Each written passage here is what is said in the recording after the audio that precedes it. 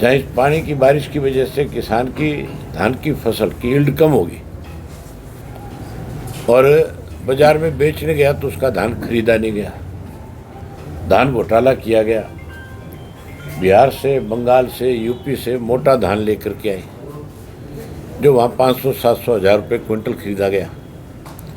हजारों ट्रक आपके सहारनपुर बैरियर पे, बॉर्डर पे पकड़े गए। पहले उनको रोका गया और फिर फर्जी गेट पास काट करके उसको ला करके बेच दिया गया। हजारों करोड़ रुपए का सरकार को चूना लगा।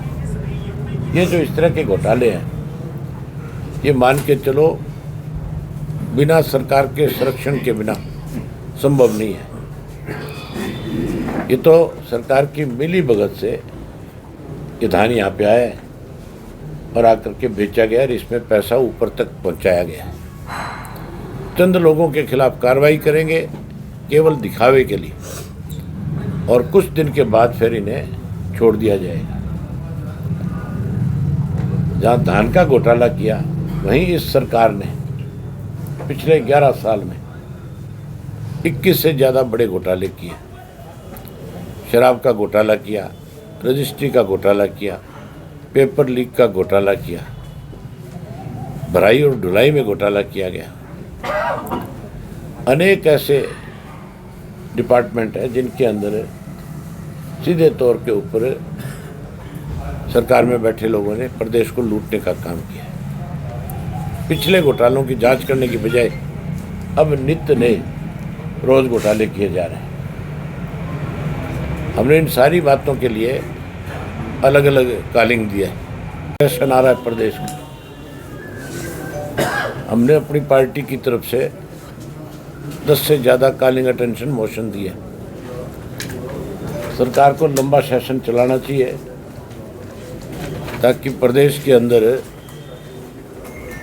जो पिछले सेशन और इस सेशन के दौरान जो लोगों के सामने दिक्कत और कठिनाई आई है, उन सब बातों पे चर्चा हो सके।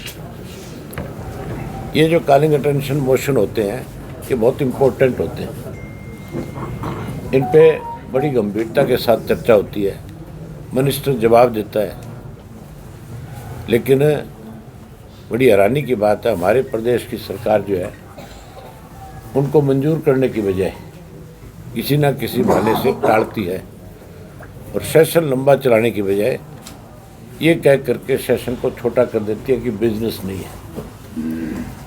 बात बिजनेस की नहीं है, बात लोगों के साथ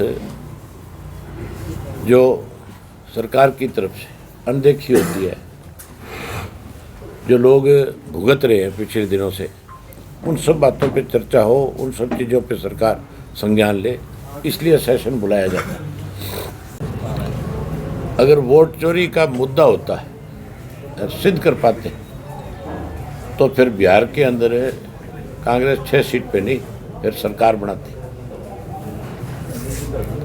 वहाँ वोट चोरी को लेकर के राहुल गांधी ने मेरे ख्याल सैकड़ों सभाएं करी होगी। अगर उनकी बात में दम होता, लोग उस पर विश्वास करते, तो फिर बिहार में 100% सरकार बनती इनकी। काफ़ी नहीं, 80% से ज़्यादा आगे, और अभी 4 साल का समय है। आप देखना इस किस्म के हालात पैदा कर देंगे हमें कि भाजपा को समय से पहले सरकार छोड़ के जाना पड़ेगा।